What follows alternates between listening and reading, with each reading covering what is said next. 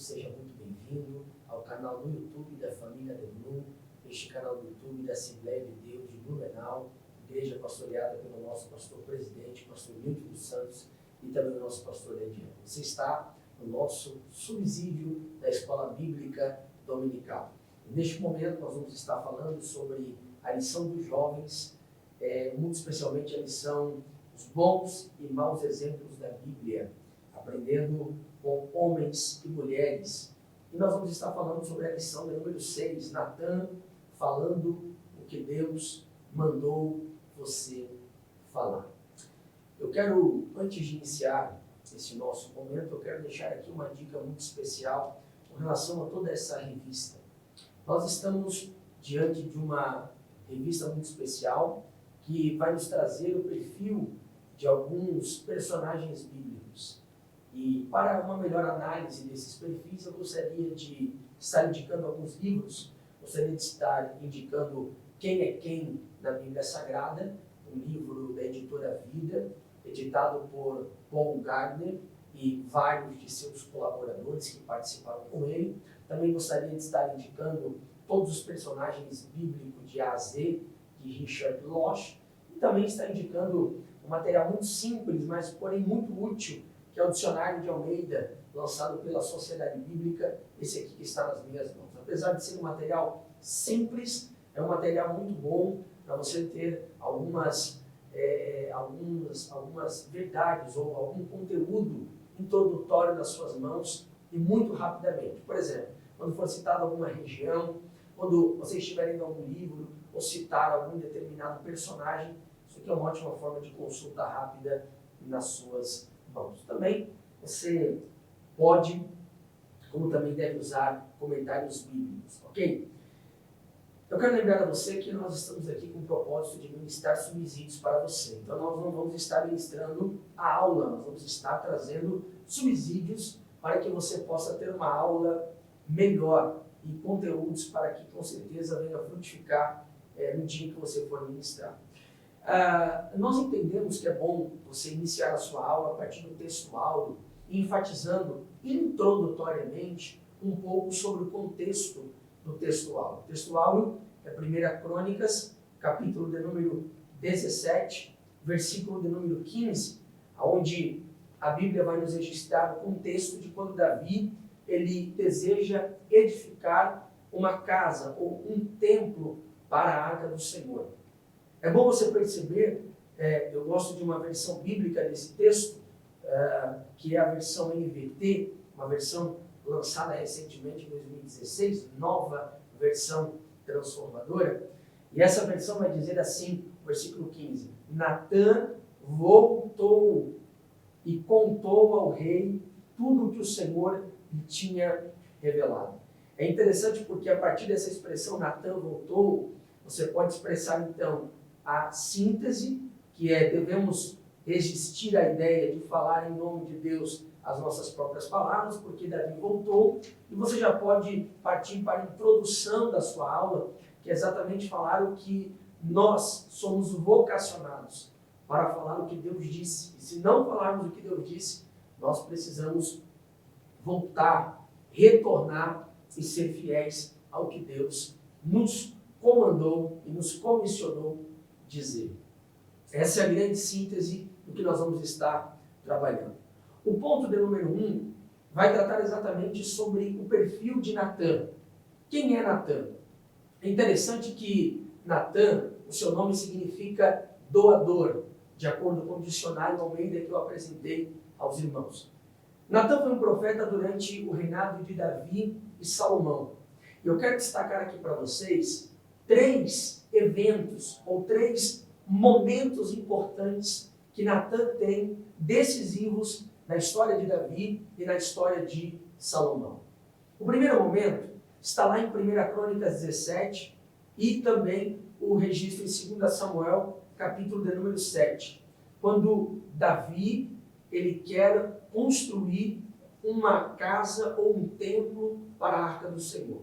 Neste momento, Deus usa o profeta Natan, mais para frente nós vamos estar entrando mais nesse assunto, mas Deus usa o profeta Natan para direcionar a Davi quem iria construir aquele templo. e também dar promessas extraordinárias para Davi. É fantástico esse texto. O segundo momento está em 2 Samuel capítulo 12. O segundo momento de Natã também é com o profeta, ou melhor dizendo, com o rei Davi. Quando, infelizmente, Davi peca, um pecado terrível, comete um assassinato, comete um adultério, o seu adultério com Betseba e o assassinato de Urias, quando ele manda aquele homem para a frente da guerra, nós vamos entrar mais tarde nisso. E Deus usa o profeta Natã para dar uma palavra de punição, uma palavra de confronto, e aquela criança que nasceu, então, a partir daquele adultério, então, a Bíblia vai nos dizer que ela vem à morte. O terceiro momento que este profeta aparece está lá em 1 Reis, capítulo de número 1, quando Adonias tentou usurpar o trono de seu pai. Então o texto diz que a promessa estava sobre Salomão, Natã intervém, fala com Betseba, toda aquela trama acontece, Davi então anuncia que o rei era Salomão. Também é interessante pensar, lá em 1 Crônicas 29 e 29, observe esse texto, em 2 Crônicas 9 e 29, o texto vai dizer que Natã, ele mantinha os registros de Davi e Salomão. Em 2 Crônicas 29, 25, vai dizer que ele deu instruções sobre a música e o culto no templo do Senhor. Então, basicamente, esse seria o retrato do perfil de quem era Natã. O ponto de número 2 vai falar sobre confrontando o rei Davi. O primeiro subtópico vai nos dizer que Davi comete este pecado, um pecado consumado e um pecado terrível. O texto com o qual o comentarista está falando é 2 Samuel capítulo 11. Davi, no meio de uma guerra, no meio de uma batalha, ele se perdeu e não foi derrotado na provação da batalha, mas foi derrotado na tentação do palácio. Quando Davi toma uma atitude e resolve desobedecer a Deus, cometendo esse pecado terrível. Eu tive o privilégio de estar gravando um subsídio exatamente sobre esse texto de 2 Samuel, capítulo de número 11. Se não me falha a memória, no ano passado, se você pesquisar aí no YouTube agora, o pecado de um homem segundo o coração de Deus. Eu digito o meu nome e coloco o pecado de um homem segundo o coração de Deus. Exatamente, entramos em mais alguns detalhes sobre este pecado terrível de Davi. Agora é importante, querido professor, você observar que a aula não é sobre o pecado de Davi.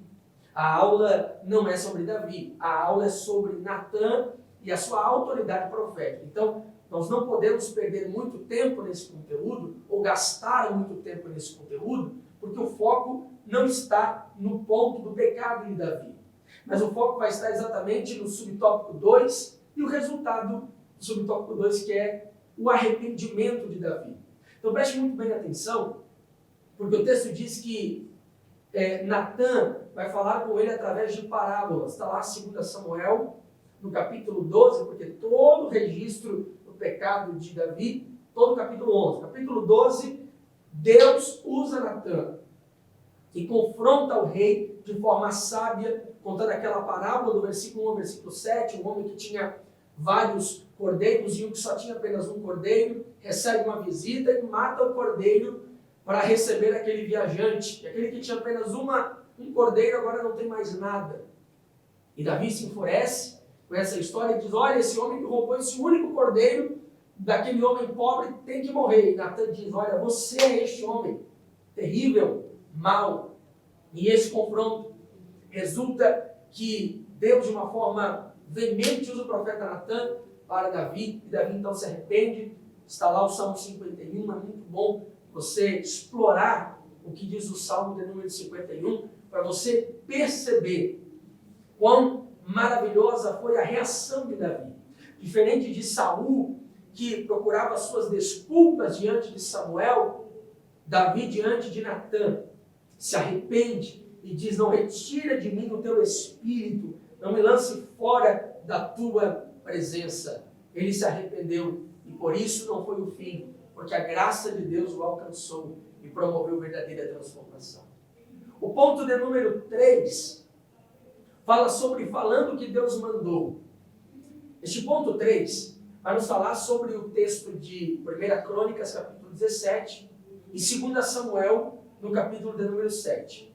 Exatamente quando nós retornamos, e aí é muito importante, você, querido professor que está nos assistindo agora, não esquece, deixa o seu like, deixa o seu comentário aqui embaixo.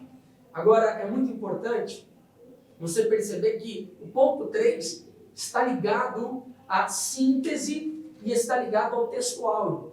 Então, à medida que você for enfatizar na introdução da sua aula, você agora vai ter o fechamento agora ampliando mais este conteúdo. Olha que interessante. O primeiro subtópico é exatamente sobre o desejo lícito.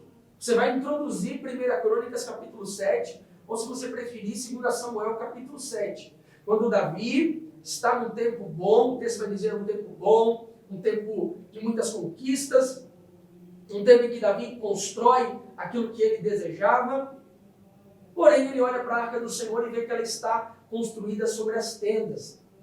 E Davi resolve, então, construir um templo para o Senhor. E isso não significa ser algo ruim. Construir um templo para o Senhor é uma coisa boa. Ele desejou edificar uma casa para a Arca do Senhor. Porém, era um desejo humano. Era uma coisa boa, mas não era a vontade de Deus. Natã, subtópico 2, quando ouve esse desejo de Davi, o texto vai dizer no versículo 2 do capítulo 17, que ele disse: Deus é contigo, faze tudo o que está no seu coração. Natã, ao ouvir o desejo de Davi, não por uma maldade, não porque ele é um falso profeta, mas ele se deixa levar pelo contexto. Ora, Deus tem abençoado Davi. Davi construiu sua casa, Deus o abençoou. Davi guerreou, Deus o abençoou. E agora Davi quer construir um templo para o Senhor. Natã pensou, é de Deus. Então Natã, sem consultar a Deus, sem consultar ao Senhor, disse, é de Deus.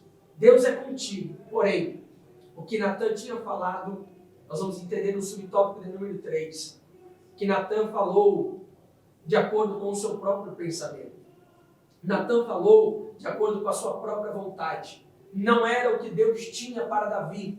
O que Davi desejou, Deus sim iria fazer, mas seria um de seus descendentes, a saber, Salomão, que cumpriria esse desejo do coração de Davi, que também era um desejo do coração de Deus, mas não era para Davi executar.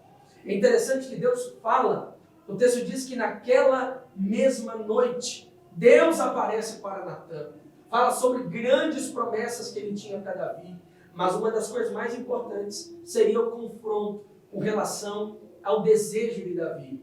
E o profeta volta até Davi, não teme, não treme, e fala a verdade dizendo, Deus não deseja que você construa essa arca ao Senhor. E aí, você pode enfatizar a expressão que diz que Natã falou conforme todas as palavras. Eu gosto disso. Ou você pode usar o que a versão NVT diz. Natã voltou até Davi. Nós somos profetas de Deus. Deus é perfeito. Deus não erra. Mas o profeta pode errar. O profeta pode se equivocar. Não é ruim Natã voltar, Natã retornar. Não é ruim Natã dizer, eu errei.